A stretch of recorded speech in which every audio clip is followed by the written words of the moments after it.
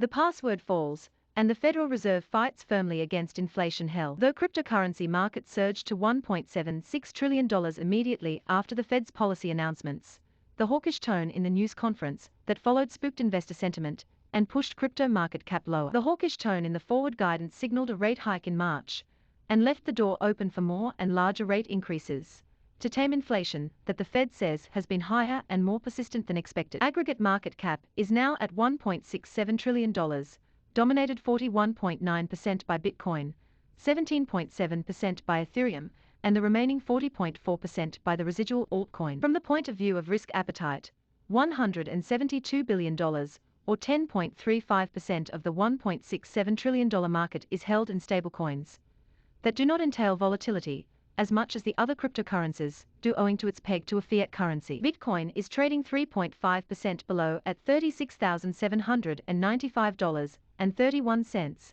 having touched a high of $38,825.41 and low of $35,690.05 in the past 24 hours. Ethereum's current price of $2,482.58 is after an overnight decline of 5.2%. Ethereum traded between $2,366.13 and $2,705.78 in the past 24 hours. Decentraland, Unised LEO, the Sandbox, Helium, Theta Network, Filecoin and BitTorrent are the only cryptocurrencies among the top 50 that are positive on an overnight basis. Despite the more than 3% dip in overall crypto market capitalization, media has surged 4.49%, metaverse has rallied 2.35%, play to earn has advanced 1.21%, NFTs collectibles have gained 1%, gaming has grown 0.94% and stablecoins have added 0.5%. The 2.35% rally in the metaverse space is powered by the gains in MANA,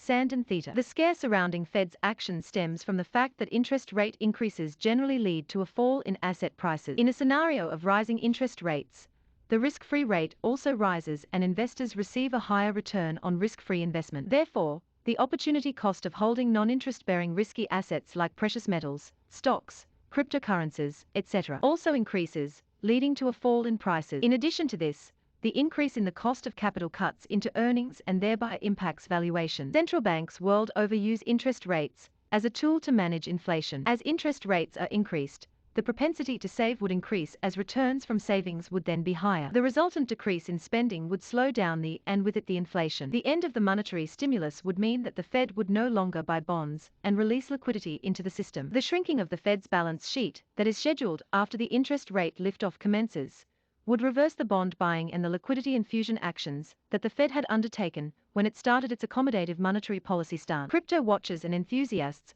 would be looking closely on the Fed's monetary policy normalization velocity. The Fed has already assured that the path would be data-dependent and actions done in a humble, nimble, and transparent manner. For comments and feedback, contact editorial@artnews.com. Biotech stocks facing FDA decision in February 2022. Biotech stocks facing FDA decision in January 2022. Biotech stocks facing FDA decision in December 2021.